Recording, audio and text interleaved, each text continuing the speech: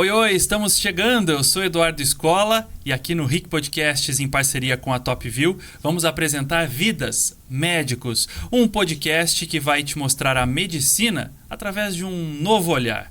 Hoje, nossa convidada é a psiquiatra Fabiane Bagatoli Sumac, que vai falar um pouco sobre os transtornos da mente, sobre a mente e, por que não, sobre preconceitos, que eu acho que no consultório a senhora encontra muito, né, doutora? Tudo bem? Tudo bem. Seja bem-vinda. Muito obrigada. Infelizmente, sim, né? O preconceito acaba sendo, muitas vezes, o que impede, muitas vezes, o paciente de chegar até o psiquiatra no primeiro momento, às vezes, da doença psiquiátrica. Mas a gente está aqui para tentar fazer com que diminua um pouco esse preconceito, né? Acho que a ideia da informação é justamente que a gente consiga que mais e mais pessoas entendam que não tem porquê, né, ter esse estigma. Por muito tempo a gente escuta aquela frase, acho que desde que eu nasci eu escuto aquela frase, mente sã, corpo são. E na realidade é isso mesmo? Você precisa estar com a sua mente esvaziada em muitos momentos, claro, para você estar com o seu corpo em pleno funcionamento, ou pelo menos com tudo em cima?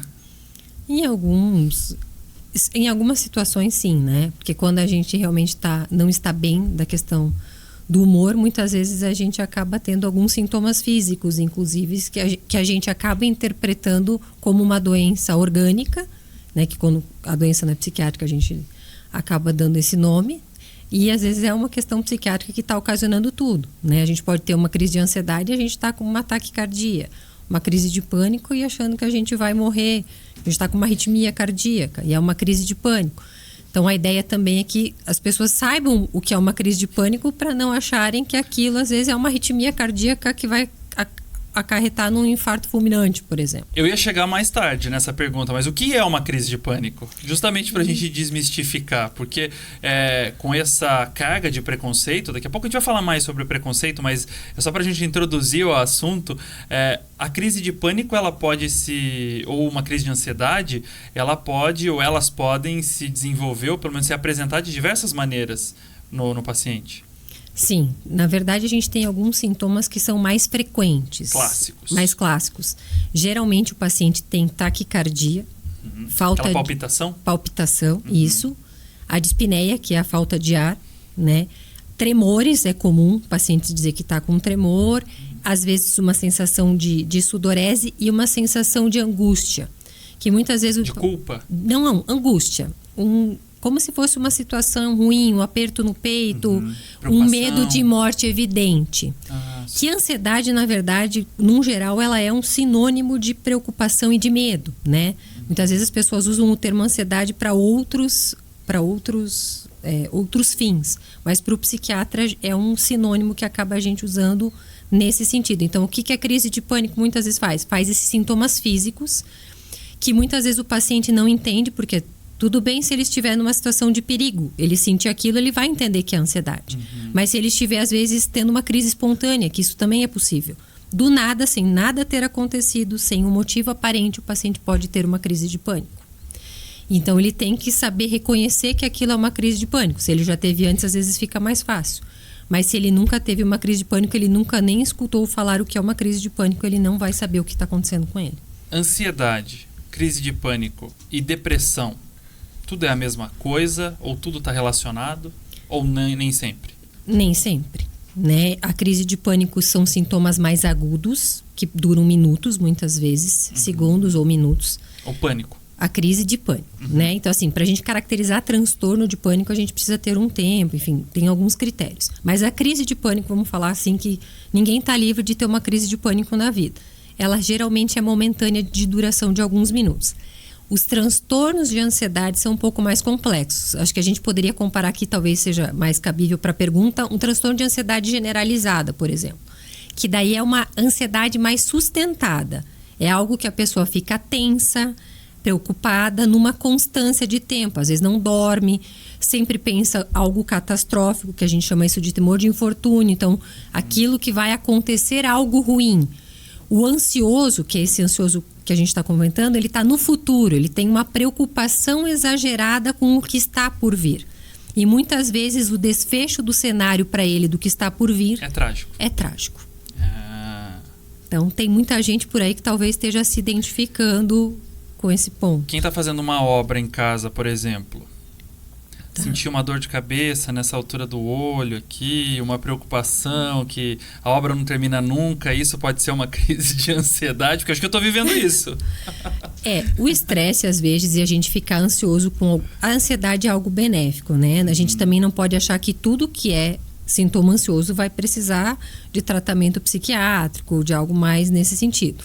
A gente tem períodos da vida que a gente fica mais tenso, que a gente fica mais preocupado, que às vezes a gente não está dormindo muito bem, que a gente está preocupado com uma determinada situação que está acontecendo. Por Pontual. exemplo, pontual. Por exemplo, essa obra que você está citando, imagino que seja contigo, né? É comigo. Então, assim, isso pode acontecer. Agora, se isso se torna algo patológico, que acaba consumindo nossa vida, repercutindo em outras esferas da vida, que nos impede de fazer as coisas. Porque o medo, a gente tem reações muito diferentes ao medo, né? Tem gente que enfrenta, tem gente que paralisa, né? Tem gente que corre. Então, dependendo do grau e da distância que está aquilo da nossa vida, a gente vai ter reações diferentes. E com as situações também que estão acontecendo ali, a gente às vezes com uma situação diferente lida totalmente diferente do que a gente lidou no outro momento. Doutora, a senhora falando dessas questões todas aí, a gente vê um brilho no olhar. E eu acho que um dos principais pontos, ou uma das principais características de um profissional e de um profissional apaixonado pela profissão é esse, né? Você sentir prazer, sentir bem falando daquilo que é a nossa vida, né? Porque o nosso trabalho ocupa uma boa parte da nossa rotina. Da onde veio essa vontade de cuidar da mente humana? Porque o psiquiatra cuida, claro, da pessoa, mas é muito preocupado com a mente, né? Com o comportamento. Sim, na verdade, assim, a psiquiatria surge... Eu sempre quis ser médica, né? Desde pequena? Desde criança eu sempre quis ser médica. Então, sempre quis ser médica e eu confesso que talvez psiquiatria... Talvez eu não entendesse muito bem o que fosse ainda, porque a gente é criança... Mas eu sempre tive uma tendência realmente a ir para essa parte do comportamento, de analisar comportamento. Então eu me lembro, assim, quando muito pequena, eu estava no intervalo, né, do colégio, que a gente chamava de recreio, né? Nem sei se usa ainda esse termo. No meu tempo também era recreio, doutora. E aí eu lembro de fazer essas análises, de ficar observando o comportamento dos outros colegas e ficar observando como cada um era diferente. Eu acho que tudo começa nessa palavra, assim. Então, o comportamento realmente sempre foi algo que me chamou a atenção. Eu era uma criança um pouco mais introspectiva, não era...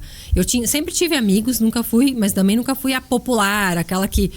né, bate papo com aquela todo mundo. Eu sempre fui uma boa aluna, sempre sentei na frente, né? Então, assim, sempre me preocupei, sempre tive, vamos dizer assim, uma ansiedade de realmente fazer o meu melhor, né? Desde os primeiros anos, assim. Então, eu sempre fui estudiosa, né? Então, e aí a medicina foi acontecendo realmente, né?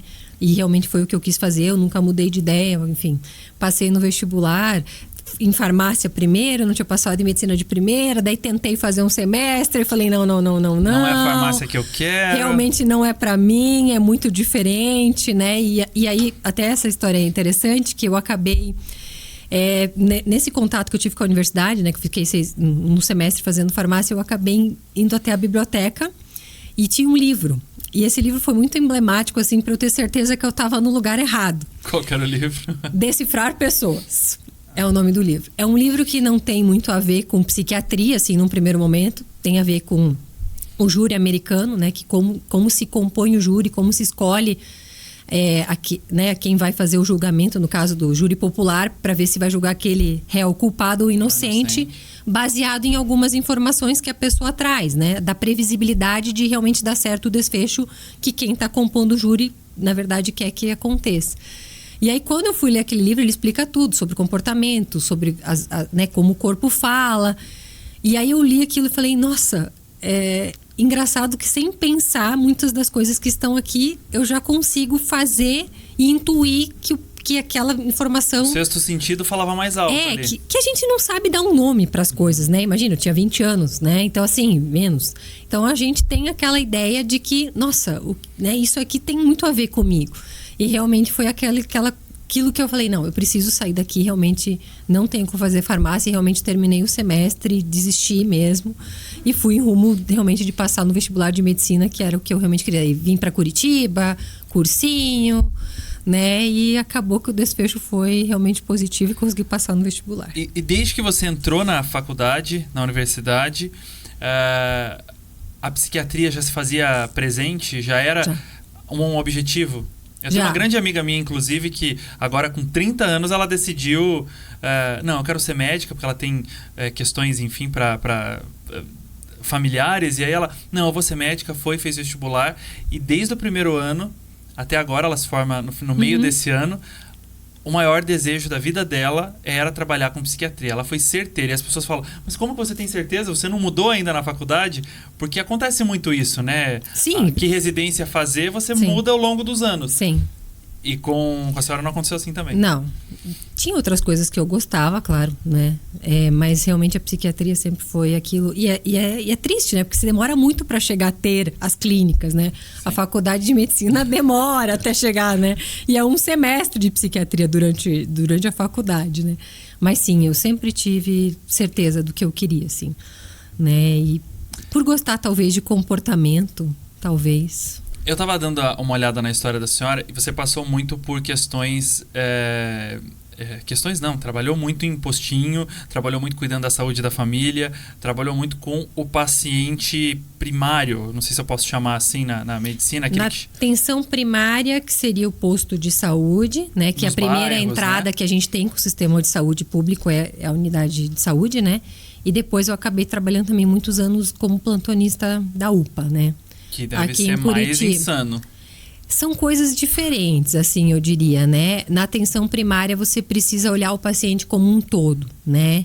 E na UPA, você faz um atendimento que talvez você nunca mais vá ver o paciente. Então, são olhares completamente diferentes, mas eu acho que de suma importância, né? Eu acho que o sistema de saúde, né, muitas vezes, para a pessoa que não tem acesso a convênio, acesso ao atendimento particular, é o que tem que dar toda essa estrutura e toda essa base, né? Então, eu achava mais fácil a UPA, muitas vezes, do que a unidade de saúde, né?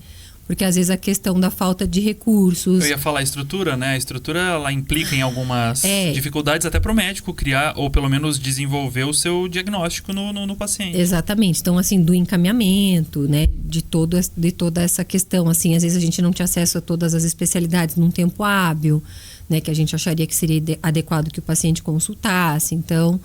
era sofrível, assim, para quem gostava de fazer as coisas certas, né? E que quer ver um desfecho positivo para o paciente. Muitas vezes, infelizmente, tinha uma demora pela fila normal, né? Que a gente tem, infelizmente, no sistema de saúde, que não é tão ágil quanto a gente desejaria, principalmente como médico, né?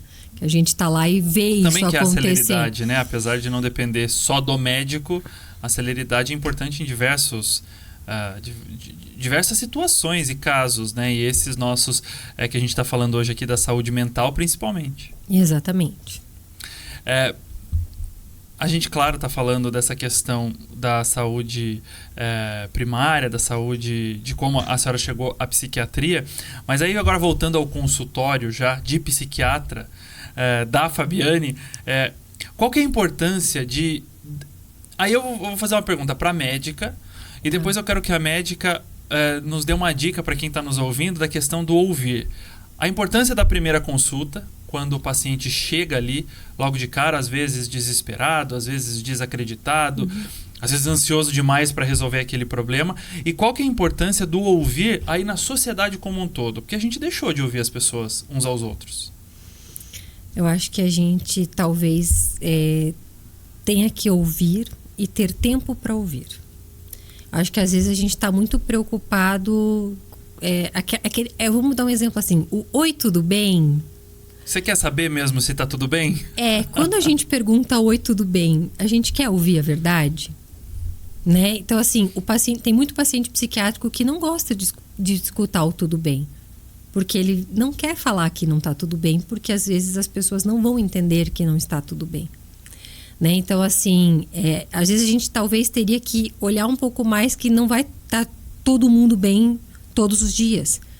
E às vezes também não quer dizer que não estar bem hoje quer dizer que eu tenha alguma coisa, E né? tá tudo bem não estar bem. E tá tudo bem não estar bem, né? Então, o desespero, né? Acho que a desesperança que muitas vezes é o que traz o paciente. Porque, assim, dificilmente alguém procura o psiquiatra quando está tudo bem, né? Ninguém chega lá no psiquiatra e diz, não, eu vim aqui, minha vida tá maravilhosa, eu vim aqui para conversar. Não vai acontecer isso, né? Então, muitas vezes a porta de entrada muitas vezes nem é o paciente que acha que ele precisa. Ou, às vezes, nem ele tem energia para pedir ajuda. Né? Às vezes o psicólogo percebe alguma coisa, às vezes um familiar percebe alguma coisa, então o paciente acaba vindo até o consultório falando, né, o que ele está sentindo, o seu sofrimento, acho que essa é uma boa palavra, e aí ele precisa que você lide com aquilo. E uma coisa importante que eu acho que é uma dica assim, para todo mundo que está nos escutando e que até nas suas relações pessoais, a gente tem um hábito de invalidação. Porque como a gente não consegue lidar muito bem com o sofrimento do outro, às vezes a gente tem uma frase muito pronta. Vai ficar tudo bem. Nem sempre. E não é às vezes o que a pessoa está precisando escutar. Ela pode vir essa frase, mas antes tem que vir um acolhimento. E isso é o que tem que ser feito não só no consultório psiquiátrico, mas nas nossas relações, se a gente for fazer uma relação com a sociedade. De tentar acolher o sofrimento que vem. De escolher do que escolher aquele amigo, aquele colega, aquilo que ele está nos falando. Eu não estou bem. E dizer, ok, eu entendo que você está sofrendo, vamos ver o que conseguimos fazer para te ajudar e tentar, às vezes, dar um sentimento de esperança. Um abraço ajuda ao invés de falar o que não quer? Um abraço ajuda muito mais do que, às vezes, dizer, isso passa. Porque o abraço é acolhimento. Uhum. E muitas vezes é o que as pessoas precisam. Você falou aí da questão dos psicólogos, né? E aí me veio uma dúvida na cabeça sobre a questão que eu escuto muito também. Eu não vou no psiquiatra porque psiquiatra só passa remédio. Uhum. E não é assim, né? Porque tem a sinergia psicólogo-psiquiatra, que às vezes é o psiquiatra que te manda para o psicólogo, às vezes é o psicólogo Sim. que te manda para o psiquiatra. E trabalhar em sinergia com esse outro colega, com esse outro profissional é muito difícil? Não. Não? Não. Eu, pelo menos, não acho, né? Eu acho que um complementa o outro, né? Um complementa o outro. Eu acho que o médico, ele é treinado para fazer diagnóstico. Não que o psicólogo não entenda de diagnóstico, mas é que tem causas orgânicas que o psicólogo realmente não teve acesso durante a faculdade. Ele fez uma formação diretamente voltada para a terapia. Ele não fez uma formação para fazer diagnóstico orgânico, descartar uma causa orgânica, por exemplo. A gente tem alguns casos, por exemplo, de psicose que podem estar originários de uma epilepsia e não ser um quadro psicótico puro. Como um psicólogo vai ter a formação para fazer esse tipo de diagnóstico se ele não teve essa formação médica? Uhum. Então, eu acho que né, se é que alguém vê isso como uma briga, né? Mas eu acho que não existe disputa. Não tem rixa. Não tem que ter rixa. Se tem, não tem que ter, né? Psiquiatras e psicólogos, eles precisam se complementar. Um bom psicólogo não existe sem um bom psiquiatra. E um bom psiquiatra também não existe sem um bom psicólogo. E se os dois estão capazes de fazer a ausculta do paciente, eu gosto de trocar informações com os psicólogos, por exemplo, dos meus pacientes.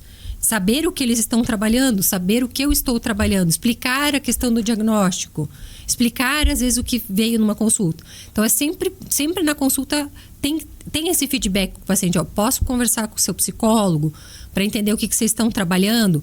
Entenda que seu psicólogo te acompanha com uma frequência maior do que eu, que sou psiquiatra e vejo uma vez por mês, uma vez a cada 2 meses. Então, assim, tem que ser um trabalho em equipe. Eu acho que a palavra equipe é o que tem que ficar na cabeça das pessoas. A gente tá falando de remédio aí, né, e de tratamento, e tem uma técnica, não sei se posso chamar assim, mas é uma técnica que a minha terapeuta, ela falou assim, faça, porque eu sou ansioso da vida, eu sou aquele ansioso que quer tudo para ontem. E aí ela sempre fala, Eduardo, pelo amor de Deus, hoje você saia daqui e vá meditar. E eu comecei a praticar no carro. Ela falou, você tá fazendo tudo errado, porque aí eu coloco no Spotify, venho ouvindo pro trabalho, às vezes no carro, um áudio de meditação, que eles falam, fechem os olhos. Ela fala, você fecha os olhos dirigindo? Eu falei, eu não fecho, mas eu tô ouvindo o que a pessoa tá falando e sigo. Respiro, de olho aberto e tal. A meditação é fundamental, é importante mesmo, até pra pessoa se conhecer, ou pelo menos ou a pessoa se ouvir, porque às vezes a gente também não se ouve, né? Acho que meditar, relaxar. Acho que a gente não pode só usar a meditação. Eu acho que é tudo para se ouvir. Eu acho que a meditação é uma forma de se ouvir. Relaxamento é uma forma de se ouvir. Respirar fundo quando a gente está muito nervoso. A respiração ajuda mesmo em crise de ansiedade? Ajuda. Ajuda porque também ajuda a desviar o foco, né? Se você lembra que você tem que respirar, você já está focando em outra coisa. Já vai diminuir a frequência cardíaca. Então, já vai diminuir a sensação de palpitação. Ajuda. Né? Então, eu preciso aprender... A gente fala de treino de relaxamento. O que a gente pede para o paciente? Para ele aprender a respirar quando ele não está tendo crises, para que quando ele tenha crise, ele lembre que ele treinou aquilo. Então, assim, só falar para o paciente, a hora que você estiver ansioso, vai lá, respira, que tudo vai ficar tudo bem, ele não vai lembrar disso. Sim. Então, a gente fala em treinos de relaxamento. Todo dia, acorda, tenta relaxar, respirar fundo uns minutos antes de dormir. Porque daí, na hora que a situação realmente complica, o paciente lembra dessa estratégia. Ou seja, criar um hábito. Na verdade, tudo é hábito, né? Para o sono ser bom, a gente tem que ter rotina. Para a questão da gente saber o que fazer numa crise de ansiedade, quando a gente costuma ter, a gente também tem que ter o hábito de lembrar o que fazer. Acho que rotina e hábito são duas coisas que a gente precisaria não só como paciente psiquiátrico, mas a gente teria que adotar como ser humano mesmo. Eu tenho uma técnica que eu coloco uma caneta aqui entre os dentes e deixo ela ali uns 2 minutinhos e tal. E me ajuda muito em crises de ansiedade, às vezes, assim. Essa eu nunca ouvi, mas... eu coloco aqui, ó. Interessante. A caneta, não o dedo, tá, gente? E aí você deixa ali e vai. Mas a minha terapeuta fala que é mais ou menos essa justificativa da respiração. Desviou teu foco. Isso. Você tá apertando tua mandíbula, você tá com um corpo estranho ali na tua boca, você tá respirando de uma maneira diferente também. Então, tudo isso... E existem dores musculares que são tensionais, né? Então, às vezes, o paciente chega com uma dor. Ele não tem necessariamente um sintoma físico, às vezes, de uma crise de pânico. E também a ansiedade. Então, por isso que tudo passa pelo ouvir. Tudo passa pelo entender o que está acontecendo. A psiquiatra fica ansiosa também? Eu sei que agora está vivendo um momento de clínica nova, as coisas também ficando prontas e não ficam prontas no tempo que se espera. Como lidar com todos esses sentimentos e a expectativa da clínica nova? Não, fica ansiosa, não tem como, né? Noites que às vezes demora para vir o sono, os problemas que vão surgindo e não sei porque às vezes de madrugada acorda com uma solução que pensou, né? Não tem como. A senhora anota de madrugada a solução? Não, geralmente eu geralmente já perdi o sono e às vezes eu já aprendi que tem que levantar da cama, porque também às vezes se o sono não vai voltar, não adianta ficar insistindo e ficar ali, né? Mas não, assim, não preciso anotar, mas ideias acho que a gente tem em qualquer momento.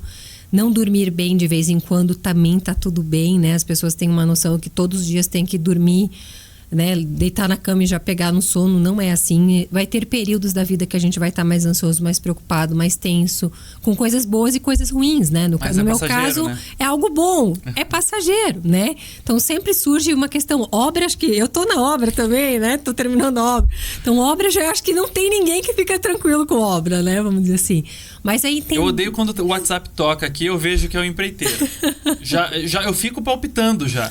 Antes de ver que ele só manda áudio, ele não sabe mandar uma coisa, sei lá, furou um cano. Não, é um áudio de 3 minutos pra falar. Olha, então, aconteceu isso daqui que aconteceu, que furou um cano. Uhum. E aí? Veja. É passageiro. É passageiro. Então, assim, eu acho que isso é importante. Quando a gente não está tendo um prejuízo na nossa vida, a ansiedade tá ok. É estranho não ter ansiedade, né? Então, assim, você tem que ter algumas coisas que te deixam ansioso. E isso muda de uma pessoa para outra. Não é uma receita. O paciente é muito individual, né? Então, o que gera ansiedade num paciente não necessariamente gera no outro. Então, por isso que tem que saber ouvir e saber entender a diferença entre o que é uma ansiedade normal do que é uma ansiedade patológica, que é doença no caso, e que precisa de ajuda. Eu gosto de ansiedade porque, assim, muitas vezes é aquele transtorno que você vai tratar com o psiquiatra durante um tempo, vai para o psicólogo, vai aprender as técnicas para lidar com aquilo e muitas vezes vai se livrar da medicação. Mas também depende muito do que o paciente está proposto, né? Isso mesmo, e faz a parte dele. Porque também o psiquiatra sozinho, você pode ir no melhor psiquiatra do mundo, no melhor psicólogo do mundo. Se você não chegar em casa e fizer a tua parte, as tarefas do psicólogo, que eu acho que muita gente... A lição de casa, né? Não gosta de fazer, elas têm uma importância clínica, né? Então, assim, de se responsabilizar, de entender que tem que ter realmente uma parte que cabe ao paciente para melhora clínica no geral. A nova clínica é uma realização? Com certeza. A nova clínica tem uma proposta de justamente unir mais essa questão psicólogo-psiquiatra, né? Então, assim, inclusive com sala de grupo terapêutico para terapia, que é uma coisa que não é, né, não é um serviço que tem em muitos lugares. Então, de trazer realmente a questão do que tem algumas patologias que os grupos também podem ajudar. Por exemplo, ansiedade social, né, que é aquele tímido, que muitas vezes tem que fazer treinos de habilidades que não desenvolveu ao longo da vida, que às vezes ele sozinho com o psicólogo fica um pouco mais complicado. Então, não só de dar uma psiquiatria de excelência, mas também de unir não só psiquiatras, psicólogos, mas também outros especialistas médicos, de tentar discutir melhor os casos. Mais uma vez, equipe, né? Eu acho que de tentar ser uma equipe. Eu acho que eu poderia ter pensado num consultório sozinha. Mas eu tenho essa necessidade ser multidisciplinar. De ser multidisciplinar. Eu acho que o paciente melhora quando a gente tem vários olhares.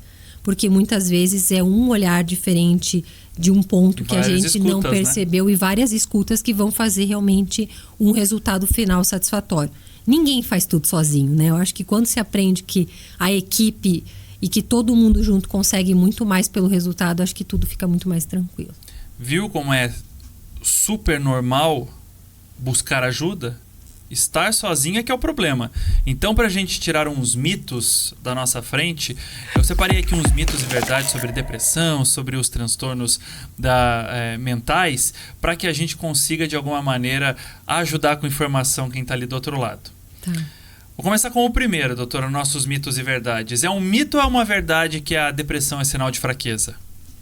Mito, né? A depressão, na verdade, ela é uma doença, né? As pessoas têm que entender que uma doença é o quê? É um conjunto de sinais e sintomas.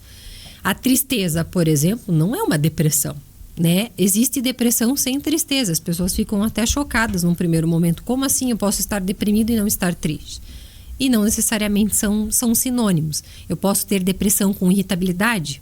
Eu posso ter depressão com falta de prazer. Coisas que eu gostava de fazer, que eu perco prazer por aquilo. Fico desinteressado com aquilo, que é o conceito que a gente chama de anedonia. Então, nem toda depressão tem que ter tristeza, né? Mas é um sintoma que pode estar presente. Geralmente tem falta de energia, alteração de sono, alteração de apetite, alteração de memória, a questão sexual, né? Veja, a pessoa não está com vontade para nada. Como que a questão sexual vai estar preservada?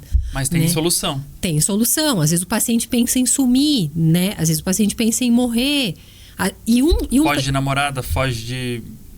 muda completamente. E a desesperança no depressivo está muito presente, né? A palavra desesperança é um pensamento recorrente, a culpa por coisas que às vezes não fazem parte da vida dele, né? Caiu uma folha, uma coisa absurda. A culpa é dele, né? A autoestima baixa. Então, é algo muito maior do que só estar triste.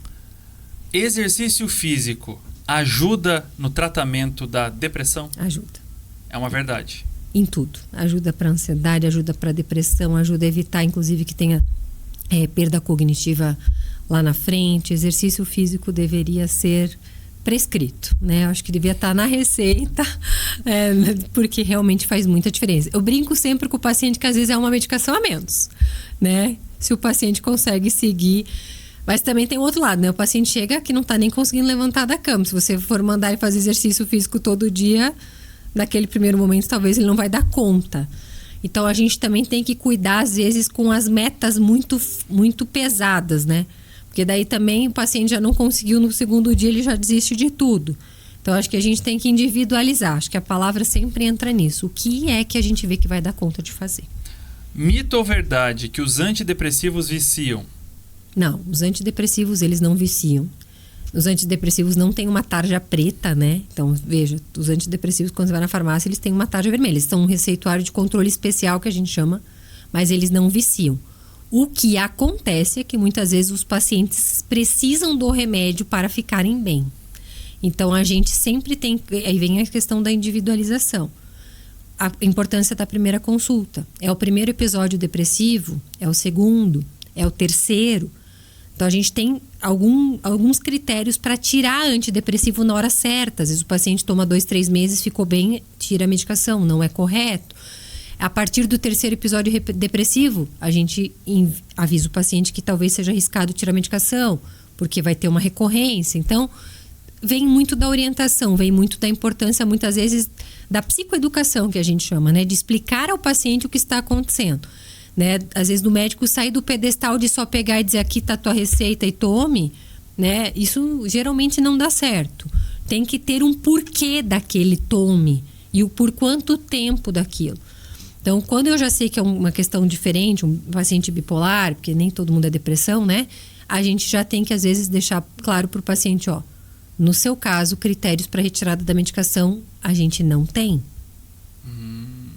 Então, assim, eu procuro já deixar muito claro, porque eu acho que a verdade ela nunca sai caro, né? Se você já explica para o paciente o porquê daquilo, eu acho que isso tudo faz com que as coisas fiquem muito mais leves, porque ele é um processo muitas vezes de aceitação, né? Você vai ter que tomar remédio para sempre. A desconstrução, né? A desconstrução. Vamos sair então do consultório agora, voltar para a vida pessoal, para o dia a dia. Vou fazer um bate-bola agora com gostos, vontades, hobbies, sobre a sua vida também, por que não? Qual que é o seu hobby preferido para se desligar? Acho que viajar, né? Acho que desligar completamente a gente não desliga, porque meu celular... Todos os médicos falam a mesma coisa. O meu celular continua ali, né? Mas eu acho que viajar, eu acho que sempre devolve umas boas energias, conhecer lugares novos, acho que isso é muito, muito legal. Qual livro está na sua cabeceira atualmente? Confesso que agora, nesse momento, não tem um livro de cabeceira. Tem vários planos, mas assim, hoje não tô lendo nada. Minha filha, tem uma filha pequena, né? Tá sendo aquelas músicas para induzir o sono mesmo, para conseguir fazê-la... Induz o sono da família toda, da mãe, do pai e da pequena. E ajuda, viu? Essas músicas relaxantes para dormir ajudam bastante. Banda ou cantor preferido? Essa é uma questão complexa, assim. Eu nunca fui muito musical. E é uma coisa que as pessoas se assustam, assim, né? Então eu não sou uma... Fábio Porchat é assim também. Ele fala e ele diz que sofre muito preconceito. Eu não sou uma pessoa de ouvir música. Tem músicas que quando estão tocando eu gosto, mas eu ter o hábito de colocar algo para ouvir... Aquela música específica, não? Não tenho isso. Seu filme preferido? Olha, tem vários, né? Mas eu acho que o Patch Adams, eu acho que ele é um filme que diz muito sobre o ser médico, como ver a medicina, né? E como lidar com ela. Eu acho que essa coisa da empatia, essa coisa de entender que aquela pessoa que está ali na frente poderia ser eu. Estender a mão, né? Estender a mão e poderia ser um familiar. Eu acho que quando você olha para o sofrimento do outro e consegue realmente entender que ele está realmente se sentindo mal, né? Acho que você consegue mostrar para ele que ele não está sozinho. Eu acho que por isso que esse filme é tão legal, assim, pra gente citar aqui. É um filme antigo, não sei, né? Talvez muita gente nem 90, assistiu, mas acho que é um filme que representa muito bem, assim, isso que eu tento pregar na minha prática clínica, assim. Filme de 1998. Trazendo a curiosidade com o Robbie Williams logo de cara aqui. É uma comédia, um romance, enfim, e que vale realmente a pena. Inspirou diversos grupos, inclusive, que trabalham como palhaços, né, em hospitais. Tem no Paraná diversos grupos, aqui em Curitiba vários grupos que estão nos hospitais e são um alento e tanto para os pacientes que ali estão, né? Verdade. Sua comida preferida, doutora? Eu gosto muito de tudo que é a parmegiana, né? Vamos dizer, o filé à parmegiana, eu confesso que eu não... Fritura, queijo e molho. Perfeito. Tudo que não deve, né? Gosto muito.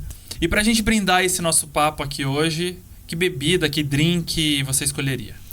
Eu não bebo álcool, né? Então, assim, não é mentira isso quando eu falo para os pacientes no consultório, né?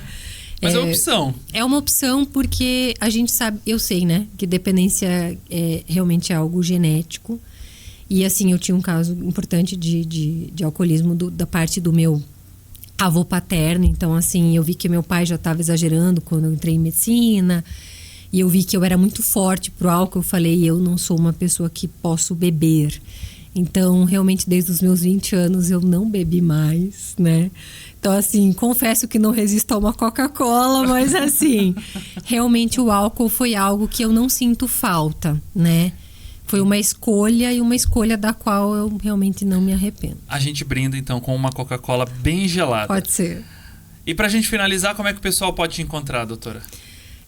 Hoje eu tô atendendo na Vitaclares, né? Centro Médico, que realmente foi a clínica que a gente ainda está para inaugurar, mas já está pronta, né?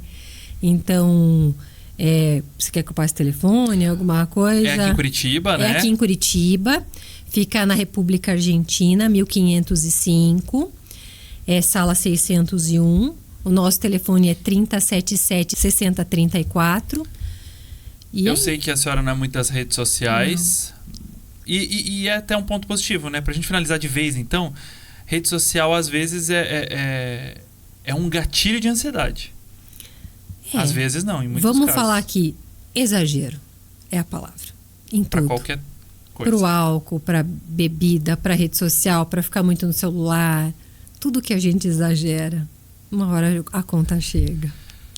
Então é com essa frase, tudo que a gente exagera, uma hora a conta chega, que a gente encerra. Quero te agradecer, a doutora Fabiane aqui com a gente, e até a próxima. Prazer. Obrigado. E você que está aí do outro lado, obrigado pela companhia. Fica sempre ligado que um novo episódio pode pintar para você. Tchau, tchau.